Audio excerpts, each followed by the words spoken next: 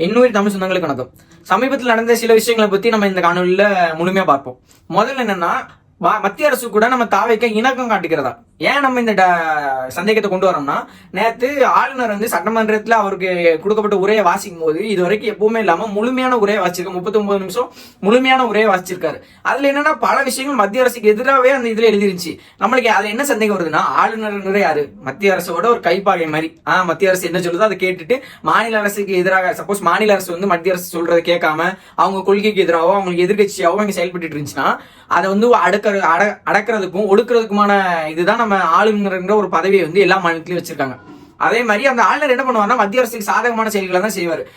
இப்ப என்ன நம்மளுக்கு இதுல சந்தேகம் வருதுன்னா, பல விஷயங்கள் மத்திய அரசுக்கு எதிராக அந்த இதுல எழுதியிருக்கும் போதும் ஆளுநர் தான் அது முழுசா வாசிச்சு முடிச்சிருக்காரு. அதுல என்ன முக்கிய பிரச்சனைகள் என்ன, மும்மொழி கொள்கையை எதிர்த்து தமிழ்நாடு அரசு அதுல எழுதி கொடுத்துருக்காங்க, அதை ஆளுநர் வாசிச்சாரு.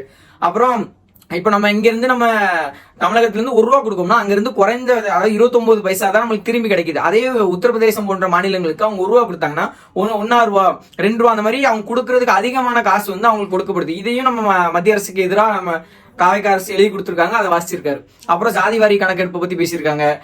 மொழியை திணிக்கிறத பத்தி, மும்மொழி கொள்கையை நாங்க ஏத்துக்க மாட்டோம், அதே மாதிரி இதெல்லாம் பேசியிருக்காங்க. இதெல்லாம் நம்ம மத்திய அரசுக்கு எதிராக இருக்கும்போது, ஆனா அந்த ஆளுநர் இதுக்கு எந்தவித இதுவுமே சொல்லாம தாவேக்கா அரசு பாராட்டி வேற பேசியிருக்காரு. இதுதான் அந்த சந்தேகத்தை ரொம்பவே வலுக்க செய்யுது.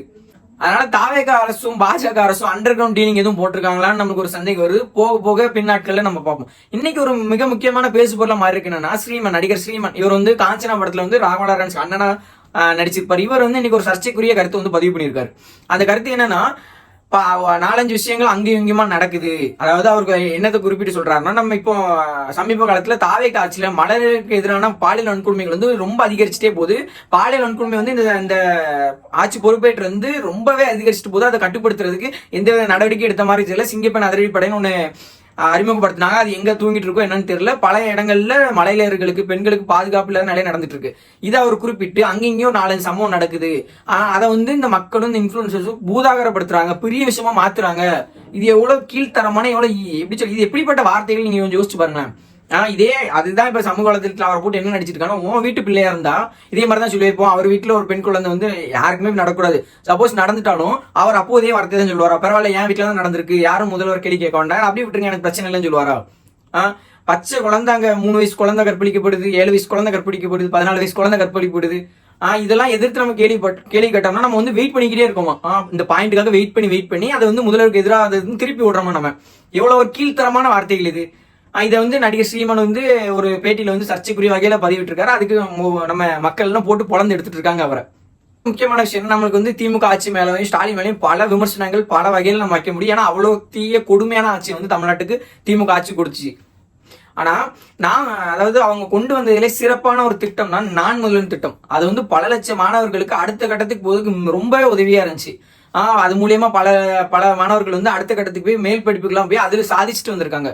அது நமக்கு ஒரு பெருமைக்குரிய இது. நீட் தேர்வுல கூட பெரிய லெவல்ல பாஸ் பண்ணியிருக்காங்க நம்ம நான் முதல்ல படிச்ச மாணவர்கள். இப்போ இது என்ன பிரச்சனையா இருக்குன்னா, அதாவது நம்மளுக்கு ஆல்ரெடி தெரியும், அதாவது தாவைக்கா எந்த புது திட்டத்தையும் கொண்டு வராது. ஏற்கனவே இருந்த திட்டங்களுக்கு பேரை மாற்றி இவங்களோட ஸ்டிக்கரை லேபிள் பண்ணிடுவாங்க, எல்லாம் தாவைக்கா கொண்டு வந்த மாதிரி பண்ணிடுவாங்க. இதே அப்படிதான் நான் முதல்வன்ற பேர்ல இருந்த இந்த திட்டத்தை டிஎன் ஸ்கில் கார்பரேஷன் மாத்தி அதுல அந்த ஐடியில இருந்த எல்லா போஸ்ட், எல்லா ட்வீட்ஸ், எல்லா வீடியோஸ் எல்லாத்தையும் டெலீட் பண்ணிட்டு இவங்களோட இதை போட்டு இவங்க இப்ப புதுசா ஆரம்பிச்சிருக்க மாதிரி ஒரு இதை பண்ணிட்டாங்க. அதாவது நீங்க நான் முதல்வன்லயே தொடர்ந்து இருக்கலாம், இல்ல நீங்க புதுசா கூட ஒரு திட்டத்தை ஆரம்பிச்சு பண்ணிருக்கலாம். ஏன் இந்த மாதிரி ஒரு விஷயத்த இது பண்ணிட்டு மறைச்சு உங்களோட லேபிள் ஒட்டி இது தாவேக்கா தான் பண்ற மாதிரி ஏன் மாத்துறீங்க? மக்களை இப்படி ஏமாத்தி உங்களுக்கு என்ன, நீங்க நல்லாச்சு கொடுக்க போறீங்கன்னா தானா மக்கள் உங்களுக்கு நம்பல போறாங்க. ஏன் இந்த மாதிரி ஏமாத்தி வேலைகளை செய்றீங்கன்னு சொல்லி நம்மளுக்கு பல கேள்விகள் இருக்கு. ஒரு ஸ்கூல்ல ஒரு தனிநபர், அவர் அது தனியார் பள்ளி, அதுல ஒரு தனிநபர் மாணவர்களோட நலன் கருதி அவங்களுக்கு சிறப்பான சைக்கிள்கள் வழங்கியிருந்தாங்க. உடனே அதை இந்த தாவேக்கா இன்ஃபுளுசர்ஸ், தாவேக்கா ஆதரவாளர்கள் எப்படி பரப்ப ஆரம்பிச்சிட்டாங்கன்னா, தாவேக்கா ஆட்சி வந்ததுக்கு அப்புறம் இப்படி மாறிடுச்சு, சூப்பரான சைக்கிள், தரமான சைக்கிள், ஹீரோ சைக்கிள், கியர் வச்சு சைக்கிள் எல்லாம் கொடுக்க ஆரம்பிச்சிட்டாங்கன்னு சொல்லி ஒரு போலியான பிம்பத்தை மக்கள்கிட்ட பரப்புறாங்க. சிம்பிளா ஒரே கேள்விதான், நீங்க நல்லாச்சு கொடுத்தீங்கன்னா இப்படிப்பட்ட பொய்களையும் இப்படிப்பட்ட நடக்காத ஒரு விஷயங்களையும் வேற ஆள் பண்ணதை நீங்க கிரெடிட் எடுத்துக்கிற வேலையை ஏன் பண்ணணும்? அப்போ உங்களுக்கே தெரியுது உங்களுக்கு இது நல்லாச்சு இல்ல நாசமா போன ஆச்சுன்னு. கேட்டா என்ன சொல்றாங்க, ஆட்சி அமைஞ்சு 1 மாசம் தானே ஆகுது, டைம் கொடுங்க. சரி, நிர்வாக பிரச்சனைகளுக்கு டைம் கொடுக்கலாம். ஏன்னா இதுக்கு முன்னாடி அவங்க வேற கட்சி ஆதரவாளர்களோட இருப்பாங்க, அவங்க உள்ளபடி குளறுபடி பண்ணிட்டு இருப்பாங்க. சரி, நம்ம நிர்வாக பிரச்சனைக்கு நம்ம 6 மாசம் டைம் கொடுப்போம், ஏன் 1 வருஷம் நாள் டைம் கொடுப்போம்.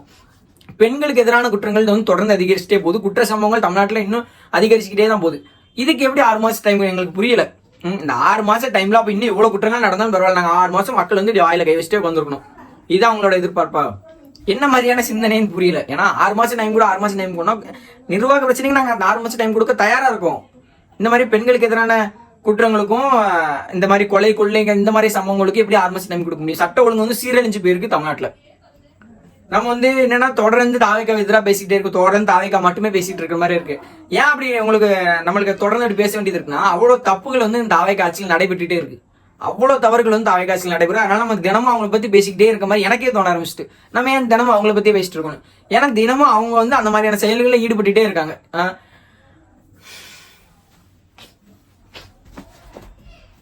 இன்னொரு முக்கியமான விஷயம் என்னன்னா, நம்ம பள்ளிக்கல்வித்துறை அமைச்சர் ராஜ்மோகன் இதை சொல்லியிருந்தா 2-3 வருடங்களா இருட்டடிப்பு செய்யப்பட்டிருந்துச்சு சட்டமன்றத்தோட நேரலை. இனிமேலே எங்க ஆட்சியில் எல்லாமே வெளிப்படையா இருக்கும், எல்லாருமே சட்டமன்றத்தை வந்து பார்க்கலாம், அங்க என்ன நடக்குன்னு லைவ்ல பாத்துக்கிட்டே இருக்கலாம் அப்படின்னு சொல்லியிருந்தாங்க. அதே மாதிரிதான் இன்னைக்கு வந்து எல்லாம் நடந்துட்டு இருந்துச்சு. கரெக்டா அந்த சட்டமன்ற பேச்சு ஆரம்பிக்கும் போது லைவ் கட் ஆயிருது. இதுக்கு என்ன, இதைதான் டிஎம்கேவும் பண்ணிச்சு, நீங்களும் அதே தான் பண்ணுவீங்கன்னா எந்த மாதிரியான மாற்று? என்ன மாற்று? இந்த பேரை வந்து வேற ஆள் பண்ணதை நீங்க பண்ண மாதிரி பேர் வைக்கிறீங்க, இதுதான் மாற்றா?